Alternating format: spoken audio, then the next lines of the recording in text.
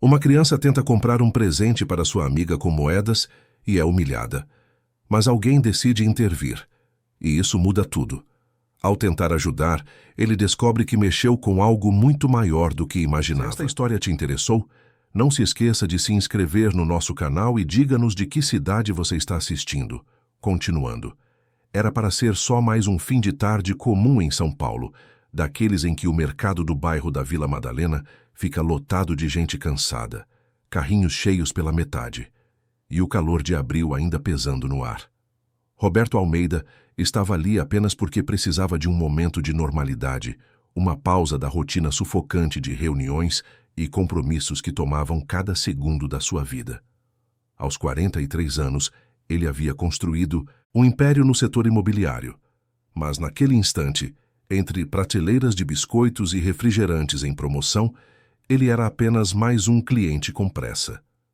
A fila andava devagar.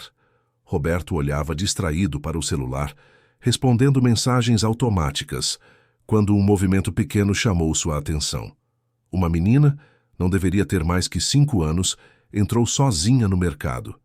Ela era pequena demais para aquele ambiente, vestindo uma camiseta desbotada e uma bermuda com elástico frouxo, os pés calçados em chinelos velhos. O cabelo estava preso com um elástico simples, meio torto, e o rosto tinha aquela sujeira de quem brincou na rua o dia inteiro sem ninguém para dizer que estava na hora do banho. Mas o que mais chamou a atenção de Roberto foi o olhar dela, sério demais para a idade, como se já tivesse aprendido coisas que nenhuma criança deveria saber. A menina segurou firme um punhado de moedas na mão pequena, contando baixinho enquanto caminhava pelos corredores. Roberto sentiu uma pontada estranha no peito, algo entre curiosidade e uma preocupação que não conseguia explicar. Ela parou em frente a uma prateleira perto do caixa, onde ficavam pendurados aqueles brinquedos baratos de plástico colorido que custavam poucos reais. Com cuidado, como se estivesse escolhendo a coisa mais importante do mundo, ela pegou uma bonequinha simples, dessas de cabelo de lã e roupa costurada, e apertou contra o peito. Roberto observava tudo isso sem perceber que tinha parado de prestar atenção no celular. A menina caminhou até o caixa com uma coragem que parecia grande demais para aquele corpinho franzino. A fila estava extensa, mas ela ficou ali, esperando com paciência, segurando o brinquedo como se fosse um tesouro. Quando finalmente chegou sua vez, ela colocou a bonequinha no balcão e abriu a mão, mostrando as moedas para a mulher do caixa. Aparecida Silva era o nome da caixa, uma mulher de uns 50 anos com o rosto marcado por uma expressão permanente de cansaço e amargura. Ela olhou para as moedas com desdém, depois para a menina, e soltou um suspiro impaciente. A menina começou a contar as moedas uma por uma, com a língua entre os dentes, concentrada. Roberto viu quando a mulher revirou os olhos e empurrou as moedas de volta para a criança. Isso não é dinheiro de verdade. A caixa falou alto o suficiente para que várias pessoas na fila ouvissem. Moeda atrapalha, menina, e criança não compra sozinha. Cadê sua mãe? Vá embora daqui antes que eu chame alguém. A menina ficou paralisada. Seu rostinho começou a ficar vermelho, os olhos brilhando com lágrimas que ela tentava segurar. Ela olhou para as moedas na sua mão, depois para a bonequinha no balcão, e sua voz saiu baixinha, quase um sussurro. É presente, disse ela, para uma amiga que nunca ganha nada. A caixa deu uma risada curta e seca. Presente? Com esse dinheiro? Vai brincar na rua, menina. Aqui não é lugar para você. Próximo. Foi nesse momento que algo dentro de Roberto se rompeu. Ele nunca tinha sido do tipo que se envolvia em situações alheias, sempre preferiu manter distância dos problemas dos outros, focado apenas em seus negócios e em manter as aparências de uma vida perfeitamente controlada. Mas ver aquela criança sendo humilhada publicamente, tendo sua dignidade pisoteada por causa de algumas moedas, tocou em algo profundo que ele não sabia que ainda existia dentro dele. Com licença, ele disse, dando um passo à frente. A caixa olhou para ele com irritação, mas a expressão mudou quando percebeu a elegância discreta do terno que Roberto vestia, o relógio caro no pulso.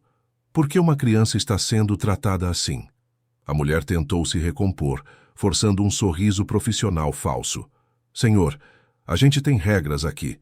Moeda complica o troco e criança sozinha não pode fazer compra. É procedimento da loja. Roberto se agachou na altura da menina, que o olhava com uma mistura de medo e esperança. Ele viu de perto o quanto ela era frágil, o quanto havia de dor e solidão naqueles olhos pequenos. Como você se chama? Ele perguntou com gentileza. A menina hesitou, olhando ao redor como se estivesse checando se era seguro responder. Joana.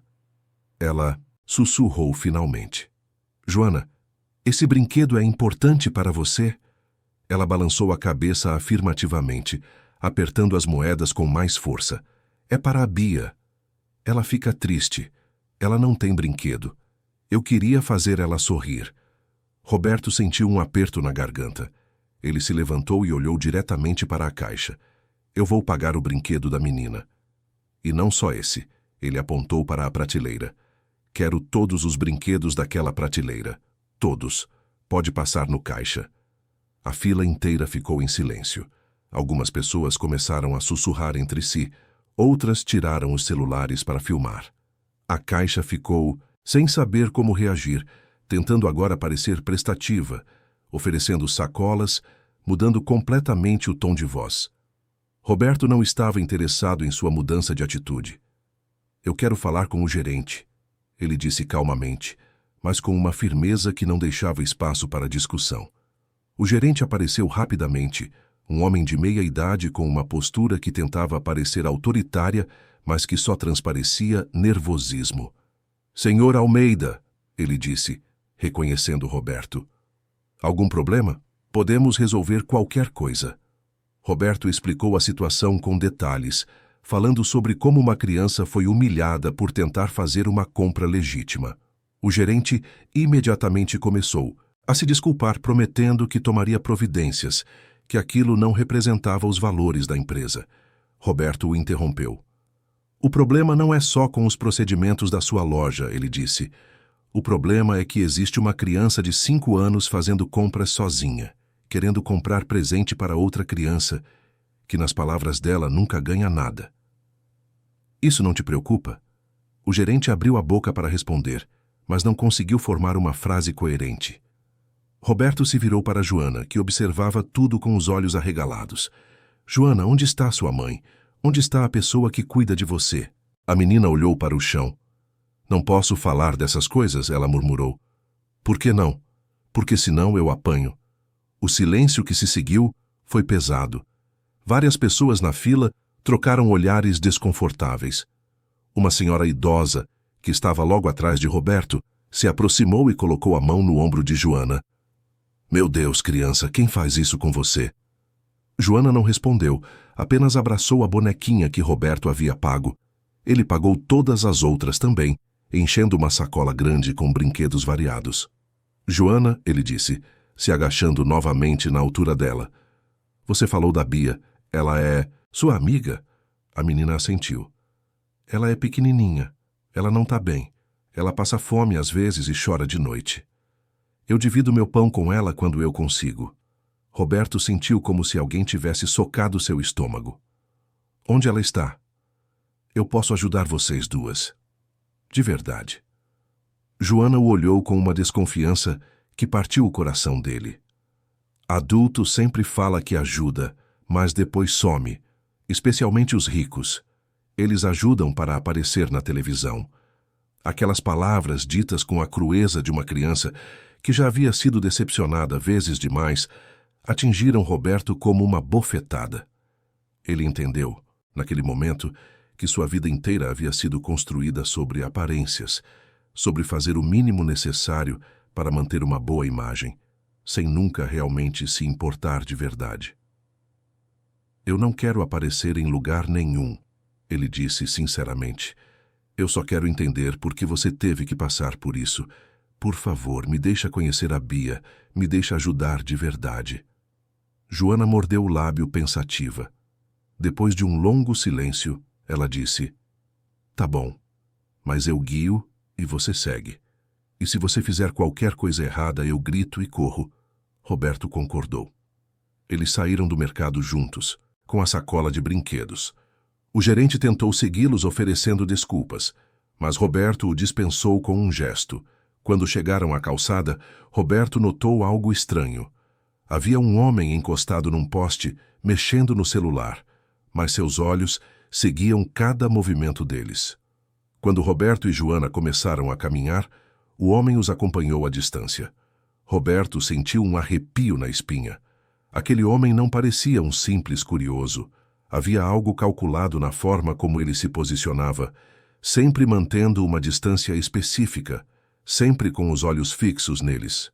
Roberto discretamente tirou o celular e mandou uma mensagem para Marcelo, seu motorista e segurança pessoal, pedindo que ficasse atento e o seguisse de longe sem ser notado. Algo estava errado. Ele podia sentir no ar uma tensão invisível que fazia os pelos de sua nuca se arrepiarem. Mas não queria assustar Joana, que já parecia suficientemente assustada por ter que confiar num estranho. A menina o guiou por ruas que Roberto nunca tinha pisado, apesar de viver em São Paulo a vida inteira. Eram vielas estreitas, becos mal iluminados, lugares onde a cidade mostrava sua face mais dura e verdadeira. A São Paulo dos cartões postais, dos prédios espelhados e avenidas largas, ficava cada vez mais distante a cada esquina que viravam. Aqui era outra realidade, uma realidade que existia lado a lado com o luxo, mas que permanecia invisível para quem não queria ver. Joana caminhava rápido, com a confiança de quem conhecia cada esquina, cada atalho, cada perigo. Roberto percebeu que ela tinha um sistema, uma rota específica que provavelmente usava para se manter segura. Ela evitava certas ruas, acelerava o passo em determinados pontos, cumprimentava com a cabeça algumas pessoas que pareciam conhecê-la.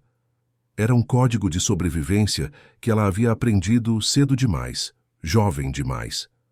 Ela falava, enquanto andava, soltando pedaços de informações de um jeito natural, sem perceber o peso devastador do que dizia. As palavras saíam como se fossem corriqueiras, parte normal da vida. A Bia tem uma pessoa que cuida dela, mas essa pessoa some muito. Ela explicava com aquela voz de criança, que deveria estar falando sobre bonecas e desenhos animados. Às vezes, fica dias sem aparecer. Quando isso acontece, aí eu fico com ela. A gente divide comida quando eu consigo arrumar alguma coisa. A gente dorme perto de um lugar com cobertura quando tá frio, senão a Bia fica doente. Roberto, ouvia com o coração apertado, cada palavra sendo uma facada em sua consciência. Como era possível que em pleno século XXI, numa cidade como São Paulo, crianças estivessem vivendo assim? E como era possível que ele, um homem rico e influente, que frequentava os melhores restaurantes, que dirigia carros importados, que morava numa cobertura luxuosa, nunca tivesse realmente enxergado essa realidade? Quantas vezes ele havia passado por pessoas nas ruas, desviado o olhar, fingido não ver?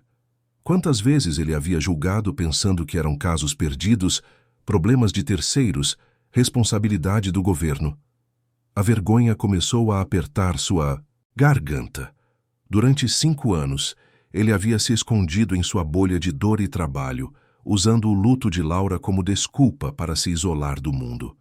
Havia construído uma fortaleza ao redor do coração, mantendo todo o sofrimento dentro e toda a humanidade fora. E agora, aquela menininha de 5 anos que carregava fardos que deveriam ser de adultos, estava o guiando através das sombras que ele sempre escolheu ignorar. Elas chegaram a um lugar que não era bem uma casa, era um espaço improvisado entre construções, escondido atrás de uns contêineres abandonados que pareciam ter sido esquecidos por alguma empresa de transporte. O chão era de terra batida, havia lixo espalhado pelos cantos e o cheiro de umidade misturado com algo azedo impregnava o ar. Ali, numa caixa de papelão forrada com alguns panos velhos que tinham sido remendados várias vezes, coberta por um pedaço de lona plástica rasgada, estava Beatriz, ou Bia, como Joana a chamava com tanto carinho. Ela não deveria ter mais que 4 anos, talvez nem isso. Era ainda menor e mais frágil que Joana. Seu rosto estava pálido como papel, os lábios ligeiramente roxos, os olhos fundos cercados por olheiras escuras que não deveriam existir numa criança tão pequena. Ela tremia embaixo de um cobertor fino que mais parecia um trapo, seu corpinho franzino se encolhendo para tentar manter qualquer resquício de calor. Quando viu Joana, ela tentou sorrir, e naquele esforço Roberto viu toda a inocência e toda a tragédia do mundo. Era um sorriso cansado, sem força, mas genuíno. Os olhinhos dela se iluminaram ligeiramente, como velas prestes a se apagar, que ganham um último sopro de oxigênio. Joana, ela sussurrou, a voz fraca e rouca. Joana correu até ela, não correu, praticamente voou, com a preocupação e o amor estampados em cada movimento. Ela se ajoelhou ao lado da caixinha de papelão e mostrou a bonequinha com uma alegria tão pura que fez o coração de Roberto se partir em 1000 pedaços. Olha, Bia, consegui! É sua! Um presente de verdade. Um presente só seu. Beatriz pegou a bonequinha com as mãozinhas trêmulas, como se estivesse segurando a coisa mais preciosa do universo. Ela abraçou o brinquedo contra o peito magro e, pela primeira vez, seus olhos brilharam com algo que parecia alegria verdadeira. Para ela, aquele pedaço de plástico e pano valia mais do que todos os tesouros do mundo porque vinha de alguém que se importava, de alguém que pensou nela, de alguém que a enxergava como ser humano digno de afeto. Roberto se aproximou devagar, cada passo pesando toneladas, sentindo um nó na garganta que ameaçava sufocar. Seus olhos ardiam com lágrimas que ele tentava conter, mas que insistiam em se formar. Ele se ajoelhou ali, no chão sujo e úmido, sentindo a frieza da terra através do tecido caro da calça do terno, e entendeu, com uma clareza brutal e dolorosa, que comprar brinquedos tinha sido apenas um gesto bonito, mas terrivelmente insuficiente diante da magnitude do sofrimento que aquelas crianças enfrentavam. Ali não era apenas sobre fome ou frio, era sobre dignidade roubada, sobre infância negada, sobre futuros que estavam sendo apagados antes mesmo de começarem. Oi, Bia, ele disse suavemente. Meu nome é Roberto. Eu sou amigo da Joana. Vocês duas precisam de ajuda, e eu quero ajudar de verdade. Comida, um lugar seguro, cuidado médico, tudo o que vocês precisarem. Mas antes que Beatriz pudesse responder, uma voz cortou o ar como uma lâmina. O que você está fazendo aqui? Roberto se virou e viu uma mulher se aproximando. Ela tinha uns 30 e, poucos anos, cabelos desgrenhados, roupas surradas e um sorriso que não chegava aos olhos. Joana imediatamente ficou tensa, se colocando na frente de Beatriz como um escudo. Essas meninas são responsabilidade minha, a mulher disse, estendendo a mão. Você não tem nada que estar aqui. Roberto se levantou, colocando-se entre a mulher e as crianças. E você é quem? Eu sou quem cuida delas. E vou chamar gente se você não sair agora. Isso aqui vai dar problema para você. Joana puxou a manga de Roberto e sussurrou. Ela não gosta quando a gente fala com ninguém. Naquele instante, o celular de Roberto vibrou. Era uma mensagem de um número desconhecido. Ele olhou para a tela e sentiu o sangue gelar nas veias. Você não devia ter se metido. Volte para sua vida antes que perca algo que ama. Roberto olhou ao redor, procurando quem poderia ter enviado aquilo, mas só viu a mulher na frente dele e as crianças assustadas atrás. Como alguém sabia que ele estava ali? E por que aquela ameaça parecia tão pessoal, tocando justamente na sua maior ferida, na perda que ele havia passado anos tentando enterrar sob trabalho e dinheiro? Ele guardou o celular, tentando manter a calma. Vou resolver isso do jeito certo, ele disse, mais para si mesmo que para qualquer outra pessoa. Mas enquanto tentava pensar no próximo passo, Joana fez algo inesperado. Ela enfiou a mão no bolso da bermuda e tirou um papel amassado, entregando para Roberto rapidamente, antes que a mulher pudesse ver. Roberto pegou o papel e abriu discretamente. Era um bilhete com um endereço e um nome, não um nome completo, apenas um apelido, Coruja. E no verso do papel, desenhado a lápis, havia um símbolo que Roberto reconheceu imediatamente, que fez seu mundo inteiro tremer. Era a marca de uma instituição que ele conhecia muito bem, Uma instituição que anos atrás esteve ligada à maior tragédia da sua vida, ao dia em que ele perdeu tudo o que realmente importava. Suas mãos começaram a tremer. Ele olhou para Joana, depois para Beatriz e finalmente para a mulher que os observava com aquele sorriso falso. Tudo estava conectado de alguma forma que ele ainda não compreendia, mas que o enchia de um terror antigo e familiar. A mulher deu um passo à frente, mas antes que pudesse falar, surgiu uma figura vinda da sombra. Era o homem que os havia seguido desde o mercado. Roberto se preparou para o pior, mas então percebeu algo que o deixou ainda mais confuso. O homem não olhava para ele. Olhava fixamente para Joana, com uma expressão de choque absoluto. E foi então que Joana, aquela menina pequena e sofrida, olhou diretamente para Roberto e disse algo que fez o chão desaparecer sob seus pés. Você não lembra de mim, mas eu lembro de você. Roberto ficou completamente paralisado com aquelas palavras. Você não lembra de mim, mas eu lembro de você. Como aquela menina que ele tinha certeza de nunca ter visto antes na vida podia conhecê-lo, ele se abaixou novamente na altura dela, o coração batendo tão forte que sentia nas têmporas. Como assim você lembra de mim, Joana? A gente já se viu antes? A menina olhou para o homem que havia surgido das sombras, depois para a mulher que se dizia responsável por ela, e finalmente de volta para Roberto. Seus olhos pequenos carregavam um peso enorme, uma sabedoria triste que não deveria existir numa criança. Ela abriu a boca para falar, mas a mulher a interrompeu bruscamente. Chega disso! Joana, você não vai falar mais nada. Vocês duas vêm comigo agora. A mulher tentou agarrar o braço de Joana, mas Roberto se colocou no caminho. Com todo respeito, ele disse, mantendo a voz firme, mas sem agressividade. Essas crianças não vão a lugar nenhum até eu entender o que está acontecendo aqui. E você vai me dizer exatamente quem você é e qual é a sua relação com elas. A mulher deu uma risada amarga. Você acha que pode chegar aqui no seu terninho caro e resolver tudo com dinheiro? Não funciona assim, não. Essas meninas são problema meu e você é só mais um rico querendo aparecer, querendo se sentir bonzinho por um dia. Não é sobre aparecer, Roberto respondeu, sentindo a raiva crescer dentro dele. É sobre duas crianças que estão passando fome, dormindo na rua, sendo exploradas por gente que deveria protegê-las. Exploradas? A mulher cruzou os braços. Eu cuido delas quando ninguém mais quer. Eu dou comida, dou abrigo.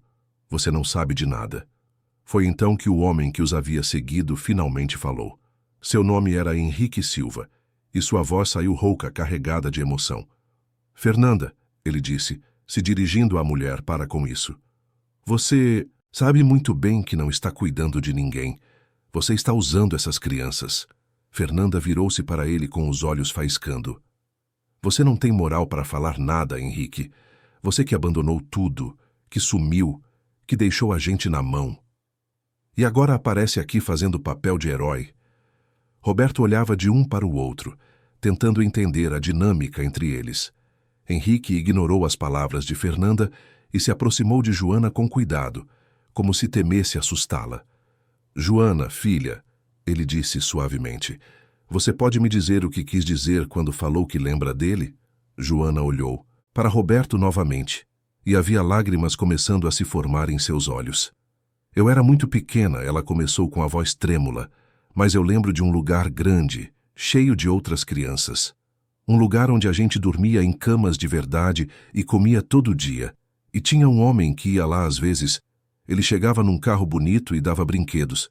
Ele sorria, mas os olhos dele eram tristes. Ele pegava uma menina no colo, sempre a mesma menina, e ficava com ela bastante tempo. Roberto sentiu como se o chão tivesse se aberto sob seus pés. O ar pareceu faltar nos seus pulmões. Ele sabia exatamente do que Joana estava falando. Era o abrigo São Vicente, aquele lugar onde ele havia passado os piores e os melhores momentos da sua vida. O lugar onde sua filha, Laura, tinha vivido os últimos meses antes de partir para sempre. Laura tinha sido diagnosticada com uma doença grave aos 7 anos de idade. Durante o tratamento, ela havia passado muito tempo num centro de apoio para crianças em situações difíceis, um lugar onde ela podia brincar e conviver com outras crianças que também enfrentavam batalhas pesadas. Roberto ia lá todos os dias depois do trabalho para passar cada minuto possível com ela.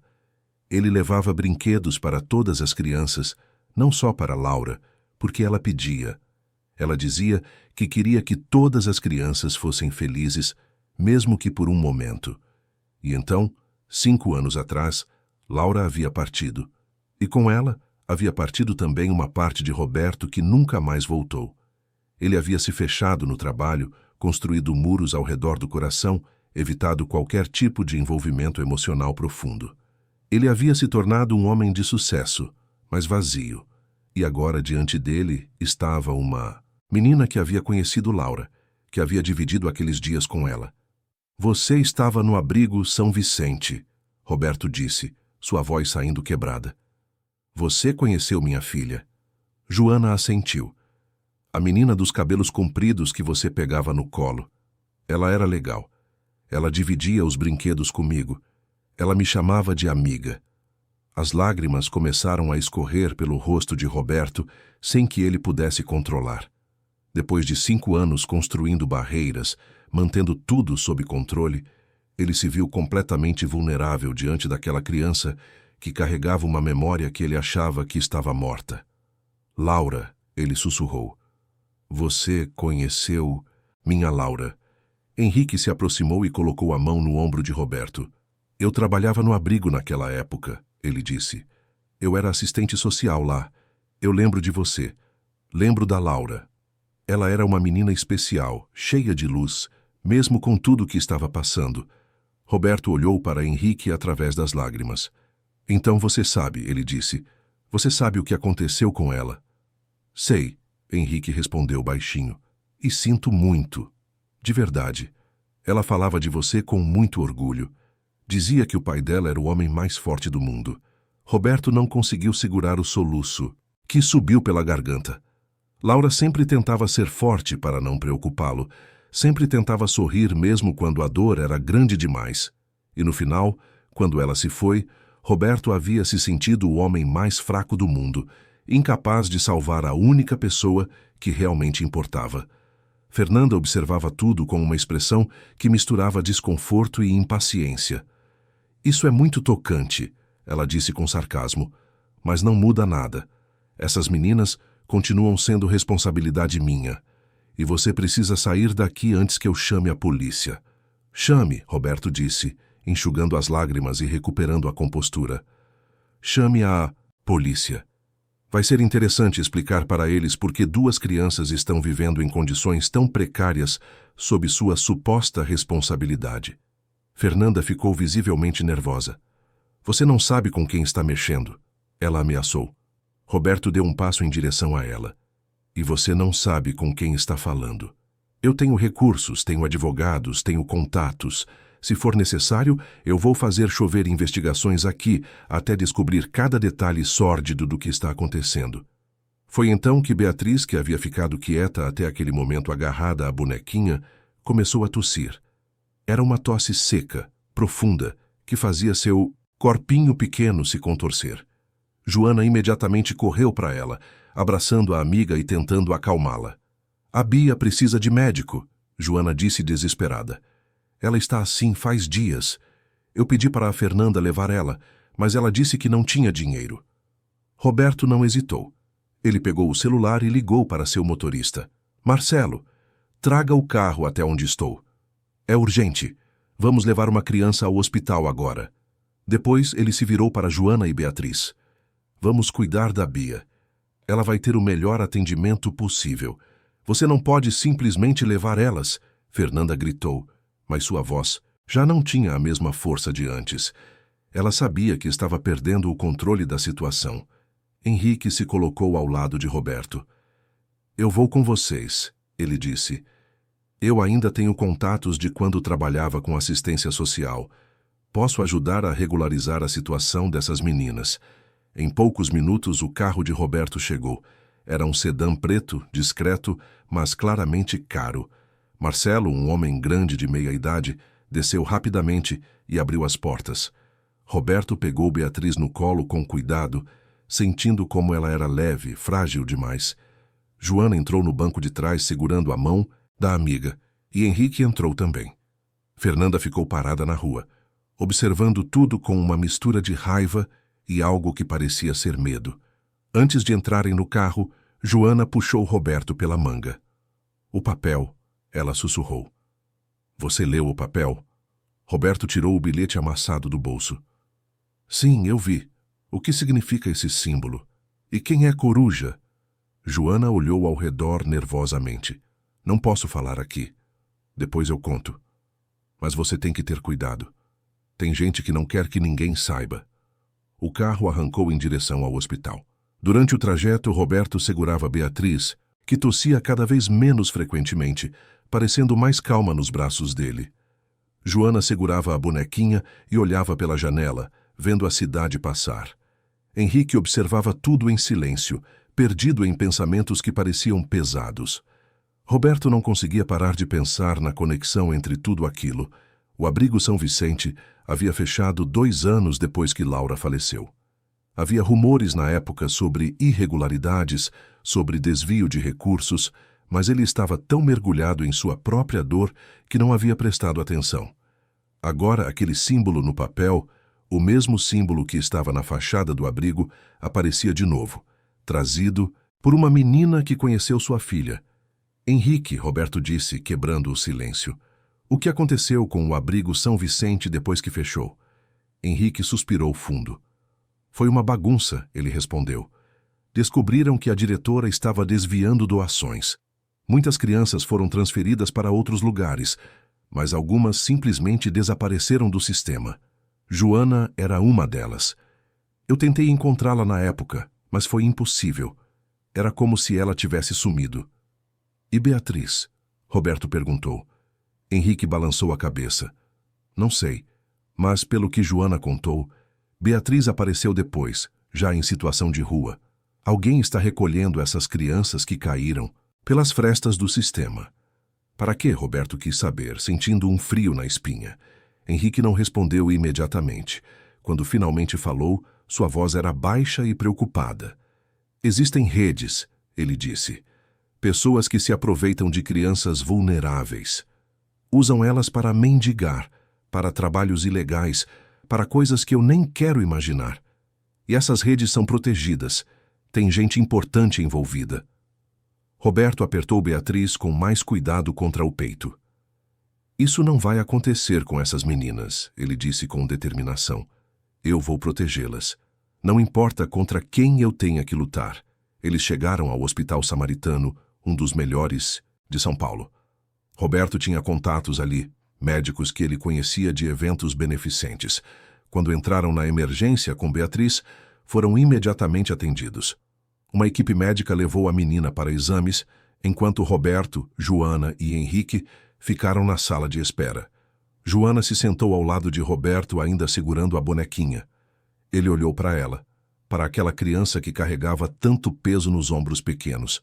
"Joana", ele disse suavemente, "você pode me contar agora sobre o papel? Sobre esse tal de Coruja?" Joana mordeu o lábio, olhando ao redor para ter certeza de que ninguém estava ouvindo. "A Coruja. É um homem", ela começou. "Ele aparece às vezes onde as crianças de rua ficam. Ele oferece comida, oferece um lugar para dormir. Mas as crianças que vão com ele nunca mais voltam. Ou quando voltam ficam diferentes, com medo, não falam mais." Roberto sentiu a raiva ferver dentro dele. "E a Fernanda, ela trabalha com esse homem?" Joana deu de ombros. "Não sei, mas ela conhece ele. Uma vez eu ouvi ela falando no telefone, falando do Coruja, dizendo que tinha meninas novas. Eu fingi que estava dormindo, mas eu ouvi." Henrique se juntou à conversa. "Esse símbolo no papel", ele disse, "era do abrigo São Vicente." "Por que você tinha esse papel, Joana?" "Achei", ela respondeu. "Tava num lugar onde a Fernanda guarda coisas. Tinha vários papéis com nomes e números. Eu peguei um sem ela ver." Roberto pegou o papel de novo e olhou com atenção. O endereço escrito era na zona leste de São Paulo, num bairro que ele conhecia de nome, mas nunca havia visitado. Ele estava prestes a perguntar mais quando seu celular tocou. Era um número bloqueado. Ele atendeu com cautela. Alô? A voz do outro lado era distorcida, claramente usando algum tipo de modulador. Senhor Almeida, a voz disse, você está se metendo em coisas que não deveria. Sua filha já se foi. Não cometa o erro de perder mais alguém por causa da sua teimosia. Roberto sentiu o sangue gelar. Quem é você? Como você conhece minha filha? A voz deu uma risada fria. Eu conheço muitas coisas, Sr. Almeida. Conheço seus negócios, sua rotina, as pessoas que você ama. E acredite, você tem mais a perder do que imagina. Deixe as meninas onde estavam. Volte para sua vida. Esqueça o que viu hoje. Nunca, Roberto disse com firmeza, mesmo sentindo o medo apertar seu peito. Eu não vou abandonar essas crianças. Pode vir com suas ameaças, pode tentar me assustar, mas eu não vou recuar. A voz ficou silenciosa por um momento. Então você escolheu, ela disse finalmente. Lembre-se dessa escolha quando tudo desmoronar ao seu redor. E garantiu-lhe, vai desmoronar. A ligação foi cortada. Roberto ficou parado, o celular ainda na mão, processando a ameaça. Henrique o observava com preocupação. O que foi? Ele perguntou. Ameaças, Roberto respondeu. Alguém quer que eu abandone as meninas, mas isso não vai acontecer. Foi nesse momento que uma médica saiu da sala, de exames. Ela era jovem, de uns 30 anos, com uma expressão séria. Doutor Almeida? Ela chamou, confundindo Roberto com um médico por causa do modo como ele estava agindo. Não sou médico, Roberto corrigiu. Sou amigo da família. Como está a menina? A médica suspirou. Ela está desnutrida, desidratada e com uma infecção respiratória que precisa ser tratada com antibióticos fortes. Vamos interná-la por alguns dias para monitoramento, mas com o tratamento adequado, ela vai se recuperar completamente. Ela teve sorte de chegarem a tempo. Roberto sentiu um alívio imenso lavar sobre ele. Obrigado, doutora. Faça tudo o que for necessário. Dinheiro não é problema. A médica assentiu e voltou para cuidar de Beatriz. Joana puxou a manga de Roberto. Posso ficar com ela? Ela perguntou com os olhos cheios de esperança. Pode, Roberto respondeu, acariciando o cabelo da menina. Você pode ficar sim. Na verdade, vocês duas vão ficar sob minha proteção a partir de agora. Eu vou garantir que vocês tenham tudo o que precisam. Joana o abraçou de repente, apertando forte, e Roberto sentiu algo dentro dele se quebrar e se reconstruir ao mesmo tempo. Ele estava fazendo a coisa certa, disso ele tinha certeza, mas também sabia que havia acabado de entrar numa guerra que ele mal compreendia, contra inimigos que conheciam seus pontos fracos, e aquele símbolo no papel, aquela marca do abrigo São Vicente, era a chave para entender tudo. Era a conexão entre o passado que ele tentou enterrar e o presente que estava se desdobrando diante dele de formas cada vez mais perigosas. Henrique se aproximou. Vou fazer algumas ligações, ele disse. Tenho amigos ainda trabalhando com assistência social. Vamos começar uma investigação séria sobre essas redes de exploração. E vamos proteger essas meninas, aconteça o que acontecer. Roberto assentiu, grato por não estar sozinho naquilo.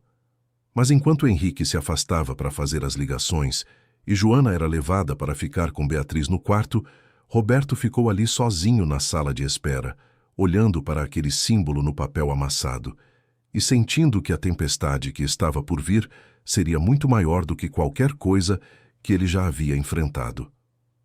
Se você estivesse no lugar de Roberto, teria se envolvido na situação das meninas mesmo sabendo dos riscos ou teria voltado para sua vida confortável?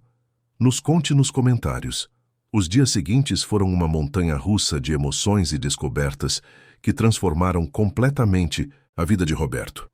Beatriz ficou internada no hospital por 4 dias, durante os quais tanto ela quanto Joana receberam todos os cuidados médicos necessários. Roberto contratou uma equipe particular para garantir que as meninas tivessem tudo do melhor, desde alimentação adequada até apoio psicológico. Ele visitava o hospital todos os dias, às vezes 2 ou 3 vezes por dia, levando brinquedos, livros, roupas novas. Aos poucos, as meninas foram se abrindo, contando mais sobre suas vidas nas ruas. Henrique trabalhou incansavelmente para regularizar a situação das crianças. Ele descobriu que Joana havia realmente saído do abrigo São Vicente quando este fechou, mas seus registros haviam sido mal feitos, cheios de inconsistências. Beatriz era ainda mais misteriosa, praticamente sem documentação alguma. Era como se ela nunca tivesse existido oficialmente. Isso complicava as coisas do ponto de vista legal, mas também acendia alarmes vermelhos sobre como essas crianças haviam caído tão profundamente pelas frestas do sistema. Roberto transformou um dos quartos da sua cobertura em Moema, num espaço acolhedor para as meninas. Comprou camas novas, encheu o armário de roupas, decorou as paredes com desenhos coloridos.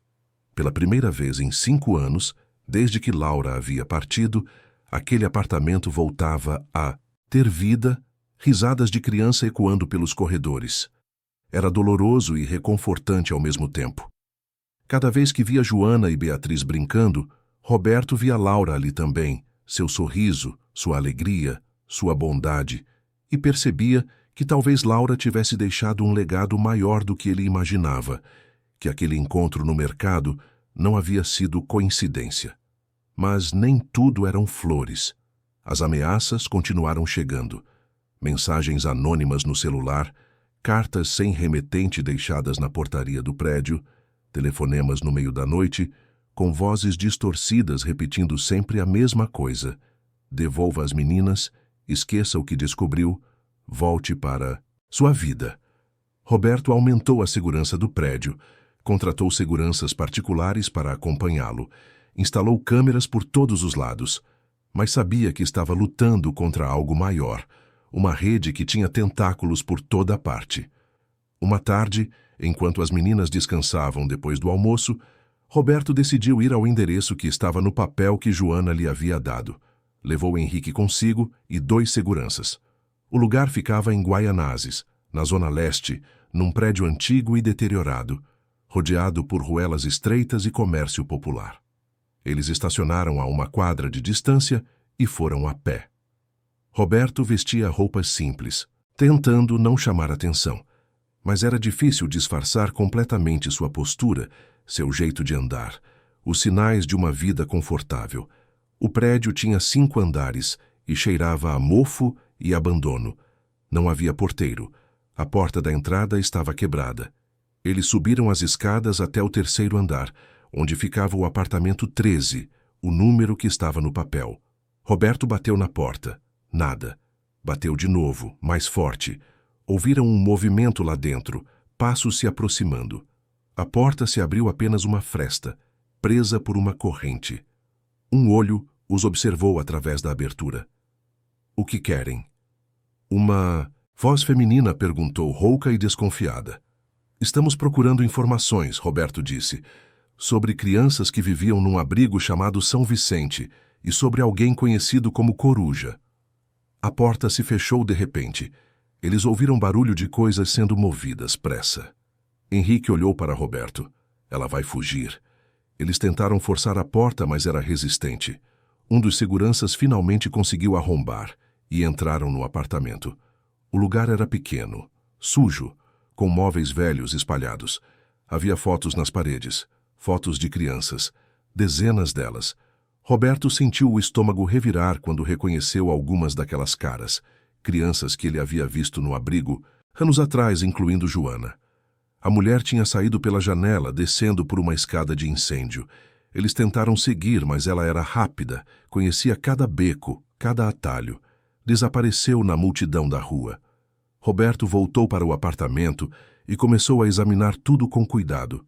Havia pastas com documentos, listas de nomes, endereços, números de telefone. Eram registros de crianças, todas vindas do abrigo São Vicente ou de outros lugares parecidos. Havia anotações sobre características físicas, idades, comportamentos. Era perturbador, como se fossem mercadorias sendo catalogadas. Henrique encontrou um computador velho num canto. Ligou, e para sua surpresa não tinha senha. Começou a procurar nos arquivos e encontrou correspondências e e-mails trocados com várias pessoas. Um nome aparecia com frequência, Augusto Ferreira, ou como era chamado nos e-mails, coruja. As mensagens falavam sobre transferências, sobre entregas, sobre pagamentos. Usavam códigos, mas era possível entender a essência. Crianças estavam sendo movimentadas como peças num tabuleiro. Um dos seguranças encontrou algo ainda mais perturbador. Num armário embutido, escondido atrás de roupas velhas, havia um cofre pequeno. Conseguiram abrir com algum esforço e lá dentro encontraram dinheiro, muito dinheiro em espécie e documentos que pareciam ser identidades falsas. Mas o que mais chamou a atenção foi um envelope lacrado com o símbolo do abrigo São Vicente. Roberto abriu com as mãos tremendo. Dentro havia fotos antigas, fotos do abrigo, das crianças, da equipe, e numa delas, Roberto se viu, mais jovem, segurando Laura no colo. Ao lado dela, pequena e tímida, estava Joana. E ao fundo, meio desfocada, estava a mulher que havia fugido pela janela. Ela trabalhava no abrigo. Roberto sentiu as pernas fraquejarem. Sentou-se numa cadeira quebrada, segurando a foto, tentando processar tudo aquilo. Essa mulher conhecia Laura, conhecia Joana. Estava envolvida desde o começo. Henrique, ele chamou, a voz saindo rouca. Você conhece essa mulher? Henrique pegou a foto e estudou com atenção. Seu rosto empalideceu. Clarice, ele disse. Clarice Oliveira. Ela era assistente administrativa no abrigo. Cuidava de papelada, registros, essas coisas. Mas quando o abrigo fechou e as investigações começaram, ela desapareceu. Ninguém conseguiu encontrá-la para depor. E agora sabemos por quê, Roberto disse, sentindo a raiva misturada com uma tristeza profunda. Ela estava no esquema desde sempre. Ajudou a roubar essas crianças, a apagar seus rastros, a entregá-las para essa rede. Eles recolheram tudo que conseguiram como evidência e saíram do apartamento. Roberto sabia que precisava levar aquilo para as autoridades, mas também sabia que se essa rede era tão bem estruturada, tão protegida, provavelmente tinha gente infiltrada em vários lugares, inclusive na polícia. Precisava ser estratégico, cuidadoso. Uma jogada errada e as meninas poderiam estar em perigo ainda maior. De volta ao apartamento, Roberto encontrou as meninas desenhando na sala. Joana havia ganhado uma caixa de lápis de cor e papel e estava ensinando Beatriz a desenhar flores. A cena era tão pura, tão cheia de esperança, que Roberto quase não teve coragem de trazer as sombras do mundo lá para dentro. Mas Joana percebeu algo no rosto dele. Você foi naquele lugar, ela disse. Não era pergunta, era afirmação. Você viu as fotos. Roberto se sentou no chão ao lado delas. Vi, ele confirmou. Joana, a mulher daquele apartamento. Clarice. Você a conhece? Joana assentiu lentamente, colocando o lápis de lado. Ela trabalhava no lugar das camas. Ela era legal comigo no começo. Depois que sua filha foi embora, ela mudou. Ficou diferente, estranha. Um dia, ela me levou para outro lugar e disse que eu ia morar com outras crianças. Mas não era lugar bom. Tinha uma senhora má que gritava. Eu fugi. E como? Você acabou com a Fernanda? Roberto perguntou. A Fernanda me encontrou na rua. Disse que ia me ajudar, que ia me dar comida e lugar para dormir. No começo foi bom, mas depois ela começou a usar eu e outras crianças para pedir dinheiro nas ruas, para levar coisas de um lugar para outro. Ela ficava com o dinheiro todo. Se a gente não trazia dinheiro, ela gritava, batia às vezes. Eu tentei fugir várias vezes, mas ela sempre me achava. Roberto sentiu a raiva explodir dentro dele. Essas pessoas haviam roubado a infância de Joana. Haviam transformado uma menininha inocente numa criança que precisava sobreviver nas ruas. E quantas outras crianças estavam passando pelo mesmo? Quantas outras Joanas e Beatrizes existiam por aí, invisíveis, esquecidas? Naquela noite, depois que as meninas dormiram, Roberto se trancou no escritório com Henrique. Eles espalharam todos os documentos na mesa, tentando montar o quebra-cabeça. Henrique tinha experiência com casos de exploração infantil, conhecia os padrões, as táticas. Ele explicou que, geralmente, essas redes funcionavam em camadas. Na base estavam os coletores, Pessoas como Fernanda, que recolhiam crianças vulneráveis nas ruas. No meio estavam os organizadores, como provavelmente era a Clarice, que faziam a logística, cuidavam da papelada falsa, dos registros. E no topo estava o Coruja, o homem que controlava tudo, que tinha as conexões, o poder, a proteção. Precisamos chegar até ele, Roberto disse. Precisamos desmontar isso de cima para baixo. É perigoso, Henrique alertou. Gente assim tem proteção, tem gente importante no bolso. Se eles se sentirem ameaçados, podem reagir de formas que a gente nem imagina. Eu sei dos riscos, Roberto respondeu. Mas eu não posso simplesmente fingir que não vi nada. Não depois de tudo. Laura não teria querido isso. Ela sempre quis ajudar, sempre se importou com as outras crianças. Agora eu entendo que esse era o legado que ela queria deixar. E eu vou honrar isso. Henrique suspirou, mas havia admiração em seus olhos. Então vamos fazer isso direito. Vou falar com um promotor que conheço, alguém de confiança. Ele pode iniciar uma investigação oficial sem alertar as pessoas erradas. Nas semanas seguintes, Roberto e Henrique trabalharam discretamente, reunindo provas, fazendo conexões. O promotor, um homem chamado Paulo Mendes, ficou chocado com o que eles apresentaram. Ele prometeu abrir uma investigação sigilosa, trazendo apenas pessoas de absoluta confiança, mas ele também alertou que seria um processo lento, que não podiam agir precipitadamente, ou tudo desmoronaria. Enquanto isso, Roberto tentava dar às meninas a infância que elas mereciam. Matriculou-as numa escola particular, contratou professores de reforço, levava-as para passeios nos fins de semana. Joana, que no início era desconfiada e fechada, começou aos poucos a se abrir, a sorrir mais, a ser criança de verdade. Beatriz, depois de se recuperar completamente da infecção, revelou ser uma menina alegre e curiosa, cheia de perguntas sobre tudo.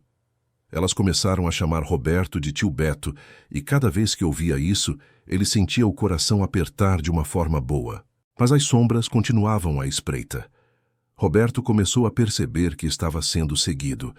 Carros estranhos apareciam na rua do prédio. Pessoas o observavam quando saía com as meninas.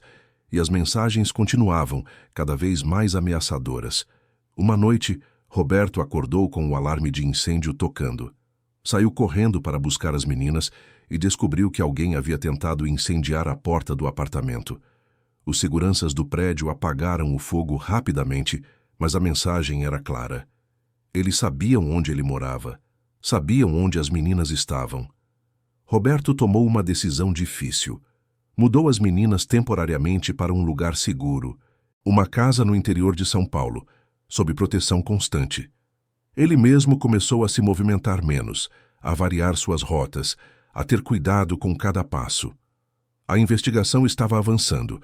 Paulo Mendes havia conseguido rastrear movimentações financeiras suspeitas ligadas ao Coruja, mas ainda não tinham localizado o homem em si. Foi então que aconteceu algo inesperado. Fernanda apareceu. Ela procurou Roberto através de um intermediário, dizendo que queria fazer um acordo, que tinha informações importantes. Roberto hesitou, suspeitando de uma armadilha, mas Paulo Mendes achou que valia o risco. Organizaram um encontro num lugar público, um shopping em horário, de movimento, com seguranças e policiais à paisana por perto. Fernanda estava diferente, mais magra, com olheiras profundas, o cabelo desgrenhado. Ela parecia assustada, olhando constantemente ao redor. Quando se sentou na frente de Roberto, suas mãos tremiam. Eu quero sair disso, ela disse sem rodeios. Mas preciso de proteção, de garantias. Por que agora? Roberto perguntou, a voz fria. Por que depois de tanto tempo explorando essas crianças você quer sair? Fernanda baixou os olhos. Porque eles vão me matar de qualquer jeito, ela respondeu. Eu sei demais. Eu vi o que aconteceu com outras pessoas que tentaram sair ou que falaram demais. Elas simplesmente somem. Eu não quero ser a próxima. O que você sabe? Paulo Mendes perguntou, se inclinando para a frente. Sei onde o Coruja opera, Fernanda disse. Sei como a rede funciona. Quem está envolvido? Onde estão outras crianças? Sei sobre dinheiro, sobre políticos e empresários que financiam isso tudo. Sei até sobre o abrigo São Vicente, sobre como ele foi usado como fonte de crianças vulneráveis. E em troca do que você vai nos dar essas informações? Roberto quis saber. Proteção, Fernanda repetiu. Entrada no programa de proteção a testemunhas e imunidade. Eu sei que fiz coisas erradas, mas eu não sou o monstro aqui. Eu também fui vítima no começo. Eu também fui usada. E agora quero fazer a coisa certa. Roberto olhou para Paulo Mendes, que assentiu levemente. Se suas informações forem verdadeiras e levarem a prisões, podemos negociar, o promotor disse. Mas você vai ter que colaborar completamente, contar tudo, detalhe por detalhe. Fernanda concordou. E ali, naquele canto do shopping, com o barulho de pessoas passando, músicas tocando, crianças brincando, ela começou a despejar anos de segredos. Falou sobre como o abrigo São Vicente era apenas um dos muitos lugares usados pela rede. Falou sobre como crianças eram selecionadas, as mais vulneráveis, as sem família, as que ninguém procuraria. Falou sobre como elas eram movimentadas para diferentes fins, trabalho forçado, mendicância organizada, até coisas piores que ela nem queria detalhar. E o Coruja? Roberto perguntou. Quem é ele de verdade? Fernanda respirou fundo. Augusto Ferreira, empresário, respeitado, dono de várias empresas de fachada. Ele usa a rede não só para exploração, mas também para lavagem de dinheiro. As crianças são apenas uma parte de um esquema muito maior. Ele tem proteção de gente importante, políticos, juízes, policiais. Por isso ninguém nunca conseguiu encostá-lo. Como chegamos até ele? Paulo Mendes perguntou. Tem um evento, Fernanda disse. Daqui a uma semana, um leilão beneficente de arte.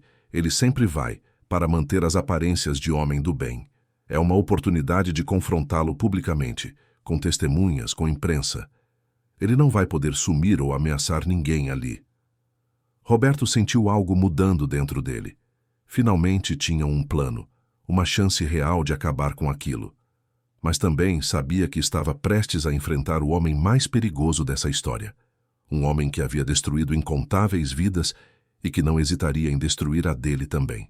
Quando voltou para casa naquela noite, Roberto ficou muito tempo acordado, olhando pela janela para as luzes de São Paulo. Pensou em Laura, em como ela seria orgulhosa dele por estar lutando por aquelas crianças. Pensou em Joana e Beatriz, em dar a elas um futuro que elas merecessem. E pensou em todas as outras crianças ainda presas naquela rede, esperando por alguém que as enxergasse, que se importasse. Ele pegou o telefone e ligou para Henrique. Estamos perto do fim, ele disse. Uma semana e vamos confrontar o Coruja. Você está comigo? Até o final, Henrique respondeu sem hesitar. E assim, enquanto a cidade dormia, planos eram traçados, estratégias montadas, um exército silencioso se preparando para uma batalha que decidiria o destino de muitas vidas inocentes. A noite do leilão beneficente chegou envolta numa tensão que Roberto podia sentir na pele.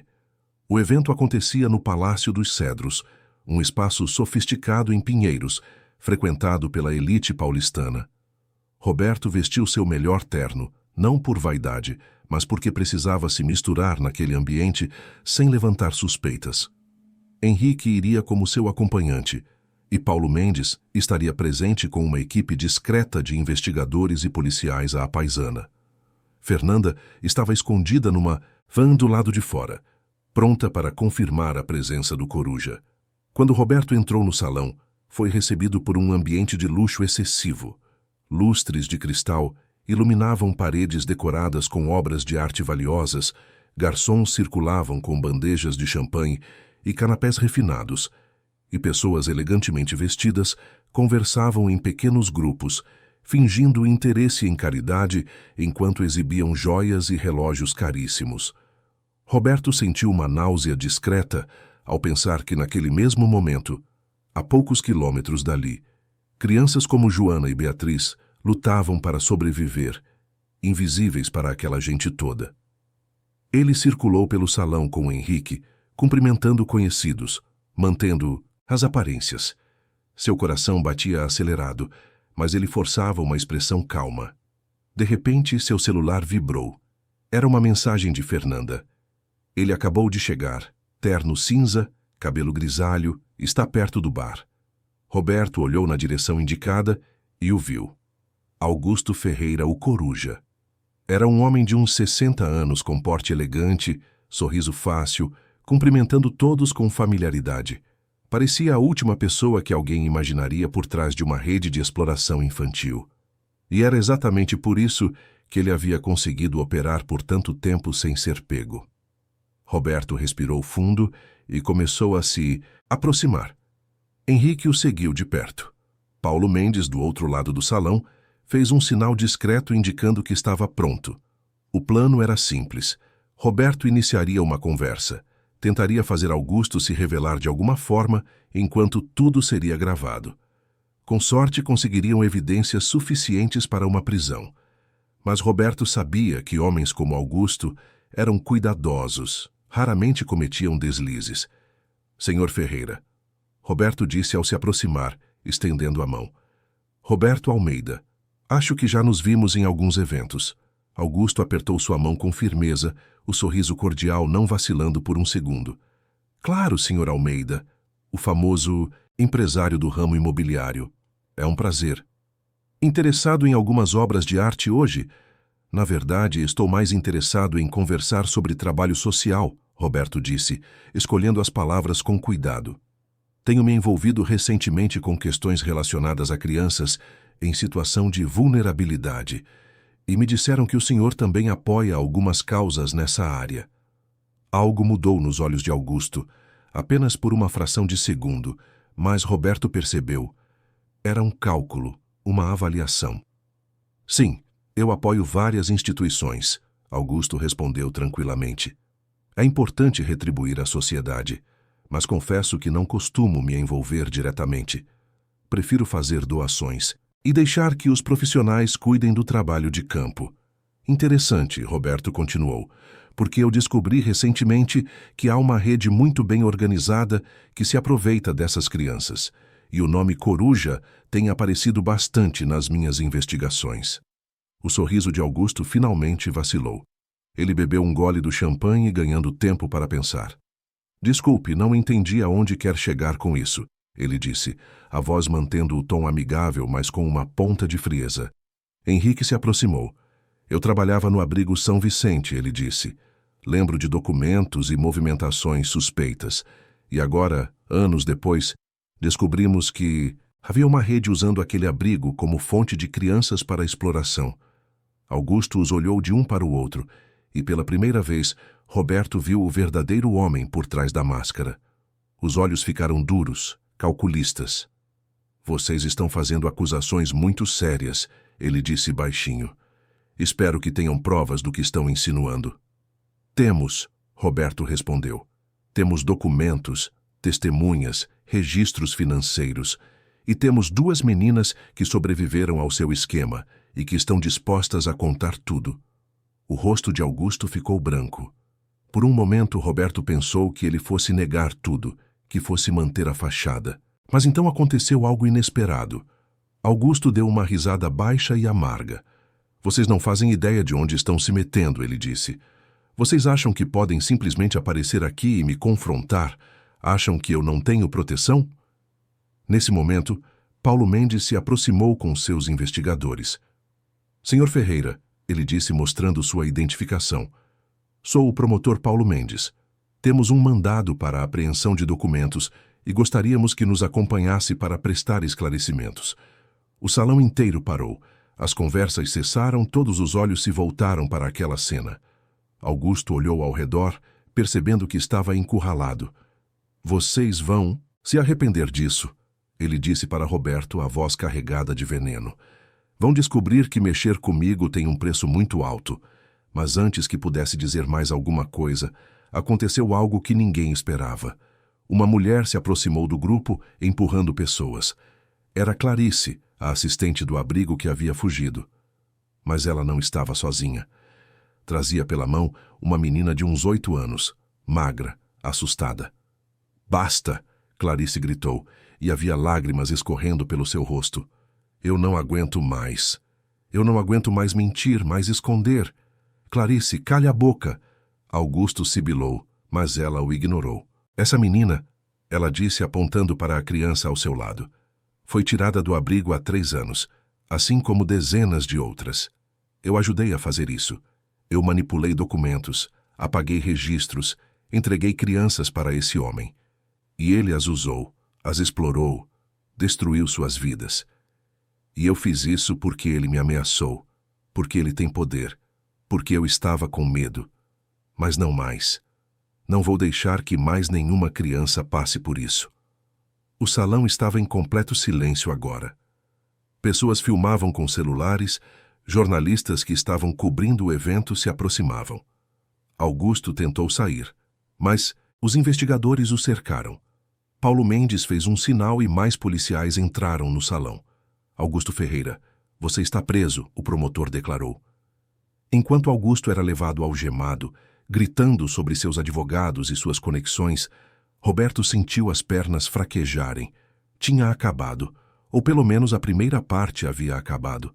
Ele sabia que ainda haveria muito trabalho pela frente, processos, julgamentos, a identificação e resgate de todas as outras crianças envolvidas na rede.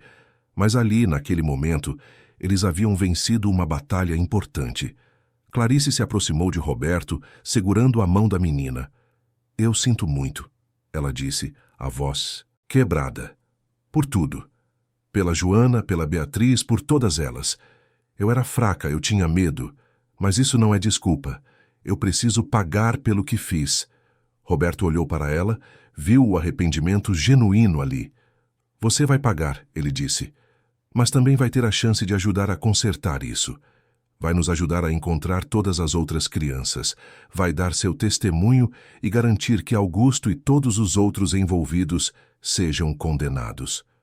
Clarice assentiu, abraçando a menina que estava com ela. Eu vou fazer tudo o que puder. Os dias seguintes foram uma loucura. A prisão de Augusto Ferreira virou notícia nacional. A investigação se expandiu, revelando uma rede que ia muito além do que qualquer um imaginava. Políticos foram implicados, empresários respeitados tiveram seus nomes manchados. A sociedade inteira foi forçada a olhar para um problema que sempre preferiu ignorar. Crianças foram resgatadas de situações horríveis, levadas para abrigos adequados, receberam cuidado e atenção. Fernanda entrou no programa de proteção a testemunhas e sua delação foi crucial para desmontar vários pontos da rede. Roberto, durante todo esse processo, ficou ao lado de Joana e Beatriz. Iniciou um processo de adoção formal das 2 meninas, algo que ele nunca imaginou que faria novamente depois de perder Laura. Mas quanto mais tempo passava com elas, mais percebia que aquilo era exatamente o que Laura teria querido. Ela sempre falava sobre ajudar outras crianças, sobre usar o amor que tinham uma pela outra para fazer o mundo melhor. E agora Roberto entendia que Laura havia plantado uma semente nele que só agora estava florescendo. Algumas semanas depois de toda a confusão, numa manhã de domingo tranquila, Roberto estava no parque com as meninas.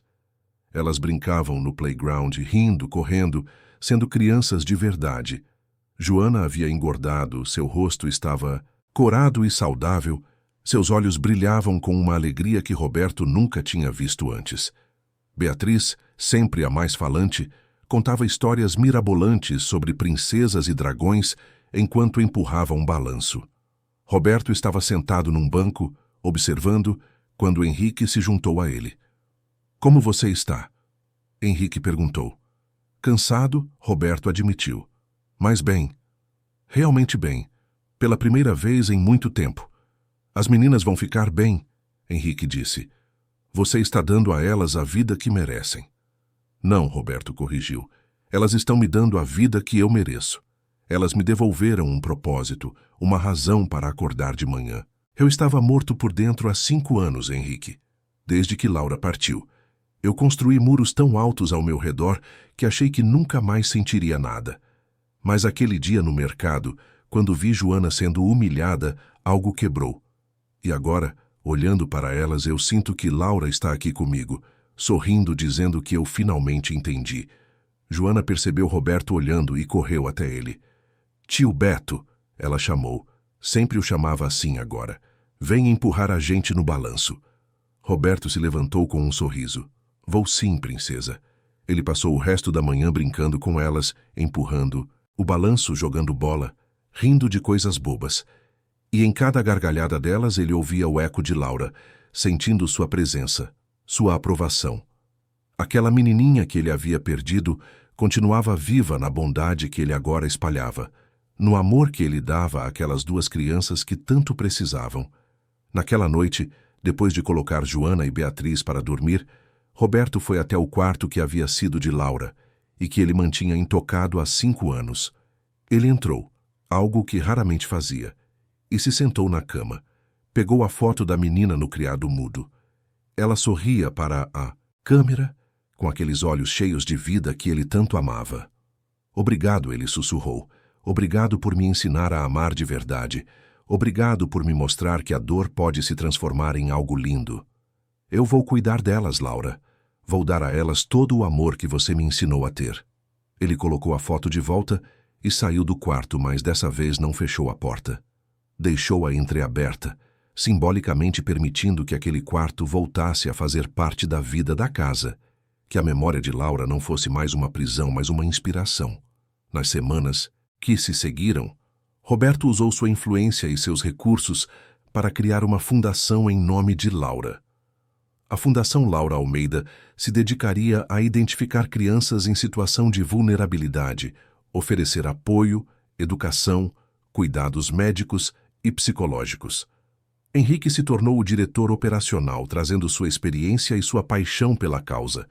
Eles contrataram assistentes sociais, psicólogos, educadores, alugaram um prédio grande e transformaram num espaço acolhedor onde crianças podiam vir durante o dia para atividades, refeições, apoio escolar. Joana e Beatriz se tornaram embaixadoras informais da fundação.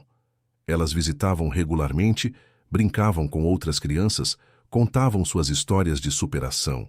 E cada criança que chegava ali e via 2 meninas felizes, saudáveis, cheias de vida, ganhava a esperança de que elas também poderiam ter um futuro diferente. Um dia, meses depois daquela tarde no mercado, Roberto recebeu uma ligação de Paulo Mendes. Augusto Ferreira havia sido condenado a mais de 30 anos de prisão. Vários outros envolvidos na rede também receberam sentenças pesadas. Clarice, em troca de sua cooperação, recebeu uma pena menor e cumpriria em regime semiaberto, dedicando horas de serviço comunitário à fundação. Fernanda estava segura no programa de proteção, reconstruindo sua vida longe de São Paulo. Roberto desligou o telefone e olhou pela janela do escritório da fundação. Lá embaixo, no pátio, Joana e Beatriz brincavam com outras crianças, todas rindo, todas seguras, todas com uma chance. Ele pensou em como aquele dia comum no mercado havia mudado tudo, em como um simples ato de não desviar o olhar, de não ignorar uma injustiça, havia desencadeado uma série de eventos que transformaram não só a vida daquelas meninas, mas a dele próprio e de tantas outras pessoas. Ele pegou o celular e olhou novamente para aquela foto antiga que havia encontrado no apartamento de Clarice, a foto dele, com Laura e Joana pequenina ao fundo. 3 vidas conectadas por um momento no tempo, por um lugar que reuniu almas necessitadas. E agora, anos depois, aquela conexão havia salvado não só Joana e Beatriz, mas havia salvado o próprio Roberto da escuridão em que ele vivia.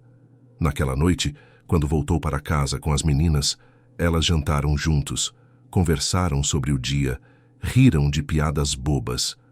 Na hora de dormir, Roberto as colocou na cama, algo que se tornou um ritual sagrado. Joana o abraçou forte. Tio Beto, ela disse, eu te amo. Era a primeira vez que ela dizia aquilo. Roberto sentiu os olhos arderem com lágrimas que ameaçavam cair. Eu também te amo, princesa. Muito. Beatriz, sempre a mais falante, acrescentou. A gente é uma família de verdade agora, né? Roberto sorriu, acariciando o cabelo das duas. Somos sim, Bia. Uma família de verdade. Ele apagou a luz e ficou por um momento na porta do quarto, observando as 2 meninas já quase adormecendo, seguras, amadas, protegidas. E naquele instante, Roberto sentiu uma paz que não experimentava há anos. Sentiu que finalmente havia encontrado seu caminho de volta à vida e que esse caminho havia sido iluminado por duas meninas pequenas e uma filha que, mesmo não estando mais fisicamente presente, continuava guiando seus passos de onde quer que estivesse. Do lado de fora, a cidade de São Paulo continuava sua dança caótica de luzes e movimento. Mas dentro daquele apartamento, dentro daqueles corações que haviam sido quebrados e remendados, havia paz, havia amor, havia esperança e havia a certeza de que, não importa quão escura possa ser a noite, sempre existe a possibilidade de um novo amanhecer. Roberto caminhou até a sala e pegou o bilhete amassado que Joana lhe havia dado naquele primeiro dia. Aquele bilhete com o símbolo do abrigo São Vicente. Ele o dobrou cuidadosamente e guardou numa gaveta especial onde mantinha as coisas mais importantes de Laura. Porque aquele pedaço de papel havia sido a ponte entre seu passado de dor e seu futuro de propósito. Havia sido o mapa que o guiou de volta à humanidade. E enquanto se preparava para dormir, Roberto olhou para uma foto nova na parede, uma foto das três juntos, ele, Joana e Beatriz, tirada num domingo de sol no parque. Todos sorrindo, todos felizes. Uma família imperfeita construída sobre perdas e encontros, mas uma família verdadeira, unida pelo amor e pela determinação de transformar dor em esperança. Lá fora, em algum lugar da cidade, outras crianças ainda precisavam de ajuda. Outras Joanas e Beatrizes esperavam por alguém que as enxergasse. E Roberto sabia que seu trabalho estava apenas começando. Mas agora ele não estava mais sozinho. Tinha duas meninas que o preenchiam de amor, tinha amigos dedicados à causa, tinha uma fundação fazendo a diferença. E, acima de tudo, tinha a certeza de que Laura estaria orgulhosa, de que aquela menininha de olhos brilhantes, que tanto amou as outras crianças, continuava salvando vidas através da transformação que havia operado no coração do pai. E assim, numa São Paulo que nunca dorme, numa cidade de contrastes e desafios, três corações batiam em sincronia, três almas encontravam descanso, três vidas entrelaçadas por um destino que começou com algumas moedas numa mão pequena e um coração grande demais para ignorar a injustiça. Queridos ouvintes, esperamos que a história de Roberto, Joana e Beatriz tenha tocado o seu coração. Se você se emocionou, clique no botão de gostei, inscreva-se no canal e conte nos comentários o que mais te marcou. Todos os dias, trazemos histórias intensas como essa, que revelam o lado mais profundo da alma humana. Te esperamos no próximo episódio.